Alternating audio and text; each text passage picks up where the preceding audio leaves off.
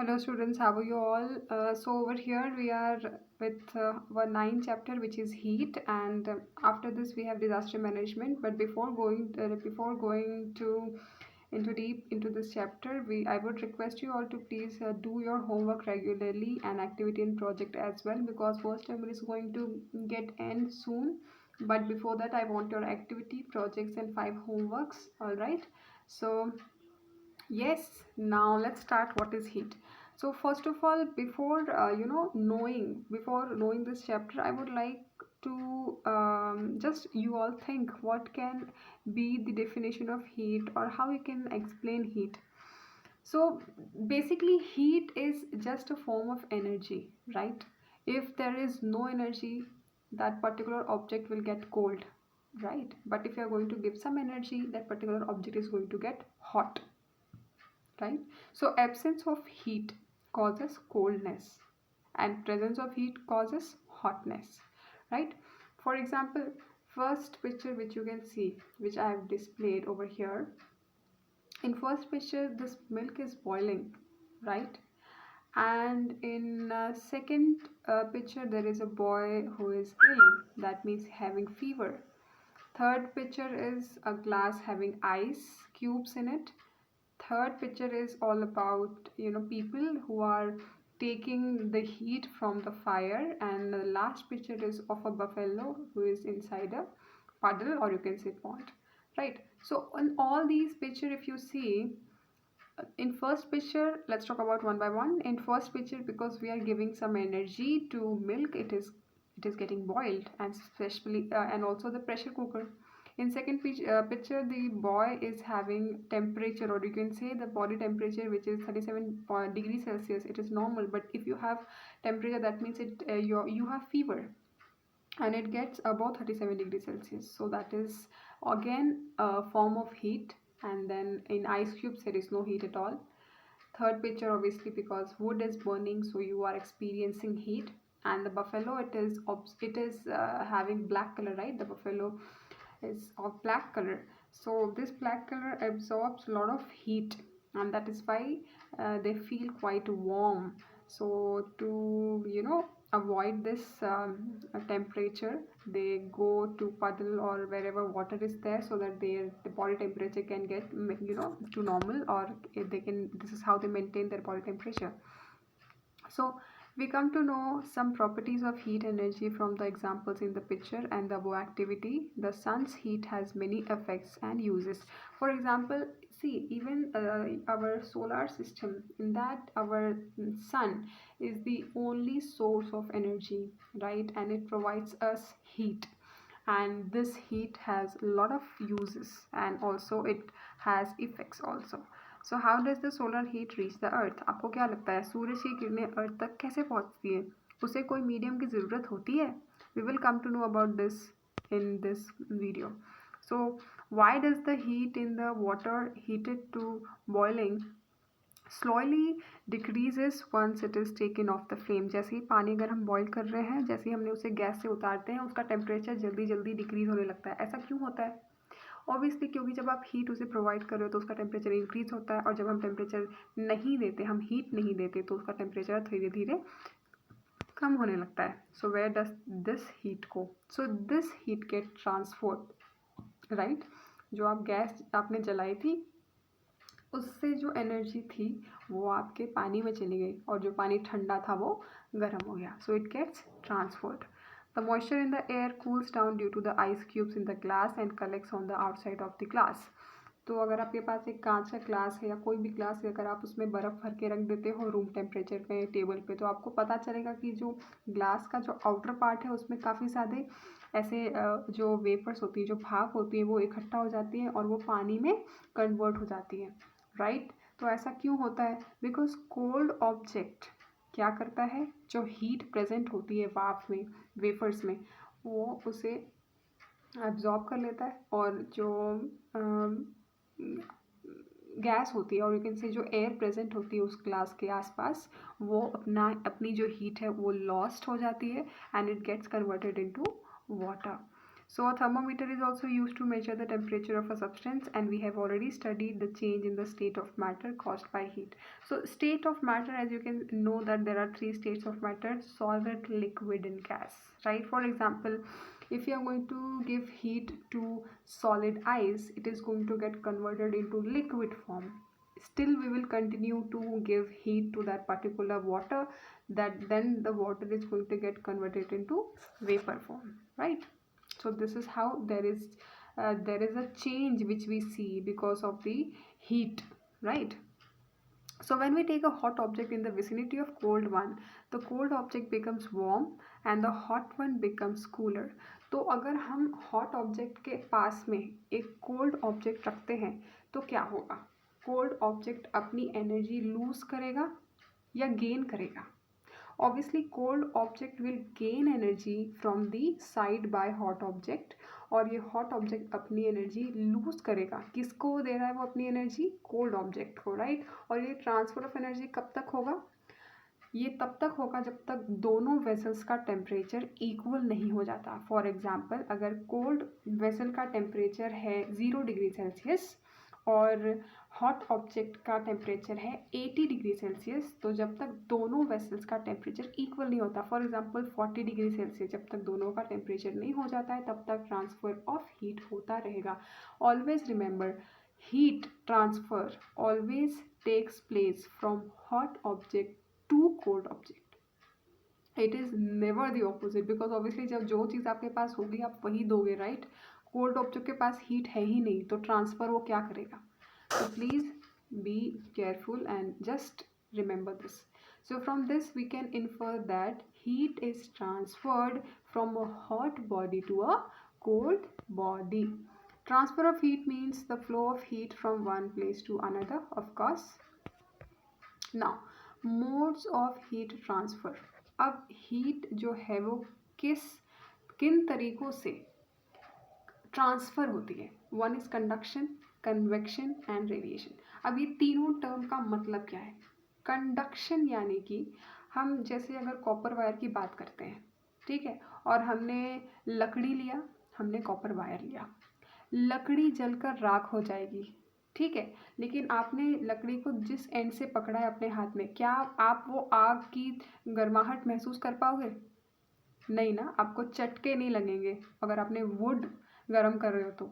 लेकिन अगर वही आप कॉपर वायर गर्म कर रहे हो तो आपको वो कॉपर वायर पूरा गर्म हो जाएगा, और जहाँ पे आपने जिस एंड पे आपने अपने हाथ से उसको होल्ड किया हुआ है, इवन आपको वहाँ भी गर्मी महसूस होगी, तो आपको चटके लगेंगे, right? It is because of conduction. यानी कि would is a bad conductor of heat but copper wire is a good conductor of heat transfer, right? तो हम ये एक्सपेरिमेंट भी देखेंगे कि किस तरीके से कंडक्शन हमें पता लगेगा. हम पहले बात करेंगे कंडक्शन की, फिर हम बात करेंगे कन्वेक्शन की, फिर हम बात करेंगे रेडिएशन की.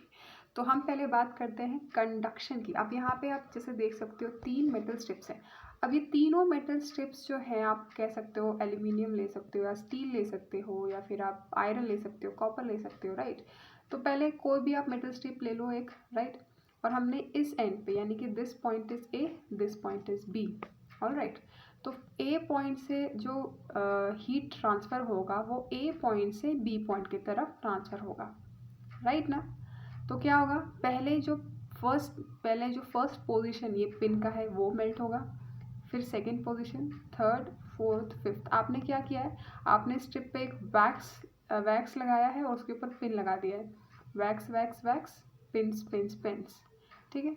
तो पहला यहाँ पे जो वैक्स मेल्ट होगा तो ये पिन गिरेगा, सेकेंड पोजीशन का फिर मेल्ट होगा वैक्स तो ये पिन गिर जाएगा, ऐसे करते करते वो एंडिंग तक जाएगा.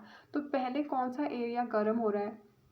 जो एरिया हीट के पास है, जहाँ ये हीट का सोर्स हम यहाँ पे दे रहे हैं, तो जो भी पॉइंट ए के सबसे ज़्यादा पास है वो सबसे पहले गर्म होगा. So this is how your heat is getting conducted from point A to point B, alright? So now over here, pins started to fall from the end near the burner. It means that transfer of heat takes place from the hot end to the bar to the cold end, and that this transfer of heat from the hot part of an object to the cold part is called as conduction of heat. I again repeat, This transfer of heat from the hot part of an object to the cold part is called as conduction of heat. So the pins on the copper bar start falling first. Why on copper wire? Why not on any other? Because copper is the best conductor of heat. जो सबसे ज़्यादा conduct करने में capable होगा, right, वो उतनी ही जल्दी गर्म होगा. और स्टील की बात करेंगे हम, तो स्टील उतना ज़्यादा बेस्ट कंडक्टर नहीं है, तो वो धीरे धीरे गर्म होगा. तो जो स्टील के बार पे आपने जितने पिंस रखे थे वो धीरे धीरे गिरेंगे, लेकिन कॉपर के ऊपर सबसे ज़्यादा सारे के सारे पिन सबसे पहले गिर जाएंगे. ठीक है. So the pins on the steel bar falls comparatively late. Heat is conducted quickly through copper, obviously जल्दी होता है, but conduction of heat through a substance depend on the property of that substance. So conduction of heat also depends on the property of conduction of for that particular metal strip. जहाँ पे आपने steel की बात की तो steel थोड़ा धीरे से गर्म होता है और कॉपर बहुत जल्दी गर्म हो जाता है. So that conduction of heat takes place through a solid substance shows that a medium is required for the conduction of heat. Obviously conduction के लिए medium required है, चाहिए हमें, conduction के लिए हमें medium चाहिए होता है. अब हम बात करते हैं कि how does the transfer of heat takes place through a liquid. हमने बात की solid में, तो solid में तो conduct होता है, पर liquid में भी conduct होता है क्या? liquid conduct कर सकता है क्या? पहले liquid is not a solid, right? It's not a solid object. Conduction can only be seen in a solid object. So in liquid, the term which we use for the transfer of heat is convection, because there are waves, there are layers of liquid, right? So in here if you can see, this is water, right. इसमें आपने potassium परमैंगनेट्स के कुछ particles डाल दिए जिसकी वजह से purple हो गया है, और ये पर्पल कलरेशन आपको एक्चुअली विजिबल कर देता है ये जो motion of water molecules inside the water, you know, you can actually see through potassium permanganate, because अगर क्लियर वाटर होगा तो आपको ये मूवमेंट नहीं दिखाई देगा. तो विजिबिलिटी के लिए हमने पोटेशियम परमैंगनेट डाला है उसमें. तो ऑब्वियसली जैसे मैंने आपको पहले बताया, heat transfer obviously from, it is going to take place from hotter object to cooler object, or you can say from hotter region to cooler region. So if I am providing heat to this lower layer of water which is present in this beaker, right, can you see this red color? So this red color means the lower layer of water has been it's been warm, so it has good amount of energy in it. But then simultaneously if we talk about the upper layer of water, it is still cold. Why? Because the energy source is over here, it is down. So the lower layer is very close to this source, and that is why when this water, the bottom layer of water is going to get warm, it is going to move up. ठीक है. पानी जो है ये जो नीचे layer, जो ये पानी का आप देख सकते हो, ये पानी की लेयर गर्म हो जाएगी सबसे पहले, और बिकॉज वो गर्म हो जाएगी तो वो ऊपर की तरफ मूव होगी. जैसे हमने कहा, जो गर्मी है, जो हीट ट्रांसफ़र होगा वो हॉटर से कोल्डर रीजन की तरफ होगा. कोल्डर से हॉट की तरफ तो आ ही नहीं सकता, राइट. तो हॉटर रीजन से कूलर रीजन की तरफ. तो अभी जो ऊपर का जो ठंडा पानी है वो नीचे आ जाएगा, बिकॉज गर्म पानी ऊपर गया, ठंडा पानी नीचे आ जाएगा. तो ये सर्कल चलता ही जाएगा जब तक ये पूरे पानी, ये जो बीकर का जो पूरा का पूरा पानी है वो कांस्टेंट टेम्परेचर पे नहीं आ जाता. फॉर एग्जांपल 100 डिग्री सेल्सियस जब तक ये पानी नहीं आएगा, पूरा का पूरा पानी का जो लेयर है वो, जब तक ये पूरा का पूरा पानी का टेम्परेचर 100 डिग्री सेल्सियस जब तक नहीं आएगा, तब तक ये पानी गर्म होता ही जाएगा. 100 डिग्री सेल्सियस के बाद क्या होगा कि ये जो पानी है लिक्विड फॉर्म से वो गैशियस स्टेट में कन्वर्ट हो जाएगा, जिसे हम वेपर्स कहते हैं, water vapour, right. But then because water has the property what, that it says that water boils at 100 degrees Celsius. So convection can occur in liquid and gaseous substances. Convection needs a medium. जब हम बात करते हैं heat transfer की liquid and gaseous form में, तो यहाँ पे they need a medium. Okay, heat transfer need a medium in convection as well. Convection process में भी हीट को एक मीडियम चाहिए होता है, कंडक्शन में भी एक मीडियम चाहिए होता है. Now let's talk first, let's see one by one about this. how it has been, it is seen. So you will see streams of water going upward and coming back to the bottom. Also there is one, you can do one activity कि आप पानी लो, बहुत ज़्यादा पानी लेना, एक छोटे से एक बीकर में या पतीले में एक पानी लेना और उसको 2 या 3 मिनट तक पानी को गर्म करना. कम पानी मत लेना वरना बहुत जल्दी गर्म हो जाएगा. थोड़ा ज़्यादा पानी लेना एक बड़े से बीकर में और उसे 2 या 3 मिनट के लिए गर्म करना. और आप सिर्फ ऊपर की लेयर का टेम्परेचर लेना थर्मामीटर से, नहीं तो फिर आप अपने हाथ से भी टच कर सकते हो, पर मेक श्योर कि आपके साथ कोई बड़ा इंसान, कोई आपकी बड़ी दीदी, बड़ी बहन कोई तो हो. ठीक है. सिर्फ 2 या 3 मिनट, उससे ज़्यादा नहीं गर्म करना है बिकॉज पानी बहुत ज़्यादा गर्म हो जाएगा फिर.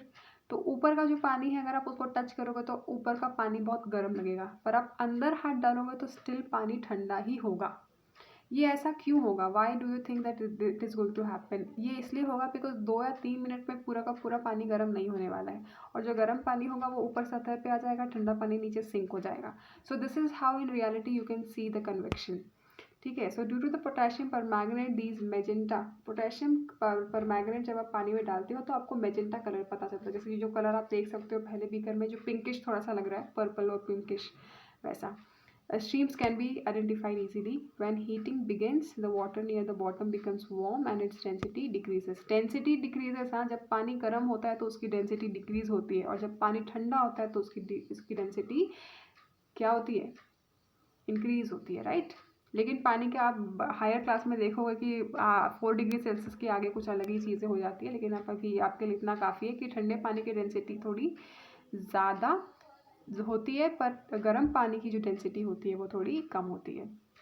So as a result, it moves upward and it replaced by cold water coming from above. In this manner, heat is transferred by means of currents called convection currents. This process is called as convection of heat. अब हम बात करेंगे radiation की, कि radiation का मतलब क्या होता है और ये कैसे हीट ट्रांसफ़र होता है. अब हम बात करी हमने कंडक्शन की, तो वहाँ पे हमें पता चला कि एक मीडियम ज़रूरी है हीट ट्रांसफ़र के लिए. कन्वेक्शन में भी, the process of convection, the heat transfer in which we, if we study about convection, तो कन्वेक्शन में भी हमें एक मीडियम की ज़रूरत है. रेडिएशन में क्या हमें एक मीडियम की ज़रूरत है?